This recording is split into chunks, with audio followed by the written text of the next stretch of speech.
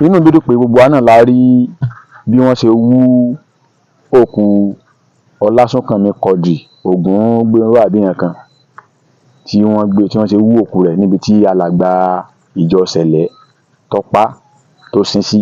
Inú mi dùn pé gbogbo wa náà la rí bí wọ́n ṣe wú bọ́ta. Inú mi dùn. Mo wá fẹ́ dá a padà sórí ọ̀rọ̀ Abdulrahman.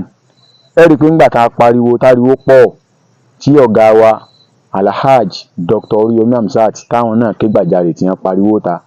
Ẹ rí i pé iléeṣẹ́ ọlọ́pàá àtàwọn yòókù náà wọ́n ṣe kí ni o, wọ́n gbé ìgbésẹ̀ tó yẹ wọ́n gbé ní wọ́n fi lọ wú òkú bọ́ta. Ní ìsìn báyìí ní ìsìn ibi máa fẹ́ padà sórí ọ̀rọ̀ Abdulrahman tó pa Hafsat nísàlẹ̀ kòtò. A dúpẹ́ lórí ìgbésẹ̀ tí ìjọba ìpínlẹ̀ Kwara gbé àti iléeṣẹ́ agbófinró nílẹ̀ Kwara. A dúpẹ́ lórí ìgbésẹ̀ tí wọ́n gbé. Ó ti lọ ilé ẹjọ́, gbogbo ara ti mọ bó ṣe lọ, ká má gègé àgèrè yìí mọ́. Ṣùgbọ́n tá a fẹ́ sọ ni a ti mọ̀ pé ilé ẹjọ́ tó ga jù ti ń lọ ní ìsìn. A mọ̀ pé ìwádìí tọ́tọ́ yóò máa lọ ńbẹ̀. Ṣùgbọ́n tí ìwádìí tọ́tọ́ bá ń lọ, ẹ dákun torí t'Ọlọ́run, ẹ má gbàgbé ohun tí àáfàá wa Sheikh Labib sọ.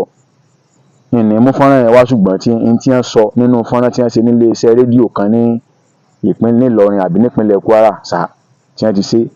Nínú tí wọ́n ti sọ pé Abdulrahman kò ta ẹ̀yà ara Hafsat síbi kankan, kò sì ta orí rẹ̀ sí Ìbàdàn, pé ọwọ́ tí ó fẹ́ lò nìkan ló yọ. Wọ́n wá ń sọ nínú fọ́nrán yẹn pé àwọn ẹ̀yà ara yòókù ó lọ dà síbi kan ní ọ̀nà ẹyẹ ń kọrin. Ibi máa ń lọ gan-an nù. Ibi máa ń lọ ni pé ẹ̀yà ara tó dà sí ọ̀nà ẹyẹ ń kọrin gẹ́gẹ́ bí wọ́n ṣe lọ wú òkú Quadri Ọlásùnkànmí Quadri níbi tí alàgbà ìjọ Sẹ̀lẹ́ tó sin sí. Bẹ́ẹ̀ náà ni kí àwọn iléeṣẹ́ agbófinró kí wọ́n jẹ́ kí gbogbo ayé ó rí ibi tí wọ́n ní Abdulrahman da ẹ̀yà ara Hafsat Lawal tó kù tó dà sílẹ̀ ẹyẹ ń kọrin. Kán jẹ́ kí gbogbo ayé ó rí. Kì í pé ẹnìkan kan sọ lẹ́nu lásán. A fẹ́ kí gbogbo ayé ó rí. Mo mọ̀ pé tí mo sọ yìí yóò ran àwọn tọ́jú ọmọ ìyá kan ló jẹ́ àfà, ṣùgbọ́n kò sí ní tó kàn mí.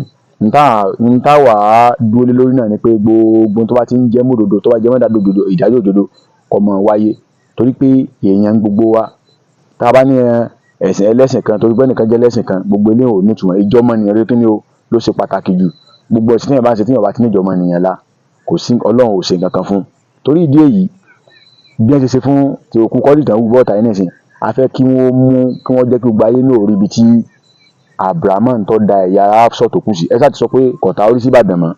Ẹ sì ní ẹ̀yà ara kankan kì í ṣe pọ́tà. Ibi tó wá da ẹ̀yà ara sí, ẹ jẹ́ gbogbo ayé ó rí o. Ṣé ẹ pé tí Quadri nísìn àti rí ti pásítọ̀ níbi tó sin sí, tí ẹ̀yà ara Hafsat kan kó bọ́ta kí gbogbo ayé ó rí. Ká Abdulrahman tó bá yẹ pé kò tà ń tòótọ́, ká mọ̀ pé kò ta o, ó dànù ni o. Kán sì gbé bọ́ta. Gbogbo orí rẹ̀ náà ká rí gbogbo ẹ̀ ń bẹ̀. Kí gbogbo àwọn lọ agbófinró káwọn tó bá wà ń bẹ̀ kí wọ́n ó rí. Bó jẹ́ pé kò ní ṣe é wò, ṣùgbọ́n ká ṣáà ti rí pé òdodo ni pé ó dànù. Tí ì bá ṣe pọ́dà tó pé àwọn kan sápamọ́ sábẹ́ ọ̀rọ̀ yìí, Ọlọ́run ó mú yín o. Ẹ má dojú ọ̀rọ̀ ẹ̀rú o. A sọ pé wọ́n fẹ́ dàrú o, ṣùgbọ́n tí wọ́n bá ti gbé ìgbésẹ̀ tá a sọ, a jẹ́ pé bí àwọn èèyàn sọ pé wọ́n fẹ́ dàrú, a jẹ́ pé wọ́n fẹ́ dàrú náà. Ojúlówó ọmọ Yorùbá ní táwọn fẹ́ rí o. Bí ti pásítọ̀ bí wọ́n ṣe tú délẹ̀, alàgbà ìjọ Sẹ̀lẹ́ bí wọ́n ṣe tú délẹ̀, tí wọ́n tú délẹ̀ kòkò, a fẹ́ kí wọ́n tú ti Abdulrahman náà kí wọ́n tú náà dé ìsàlẹ̀ kòkò. Ìjọba ìpínlẹ̀ Kwara, ojú òní tí gómìnà wa àdúgbò ọba wa ń lù Ìlọrin, Ọlọ́run ọba yóò bá wa dúró tì yín o, àti gbogbo àwọn ọmọ Ìlọrin lápapọ̀ tí wọ́n dúró pé ìdájọ́ òdodo gbọ́dọ̀ wáyé. Ẹ ṣé a dúpẹ́ o. Ojúlówó ọmọ Yorùbá ń kí yín o. Ó dàbọ̀ náà.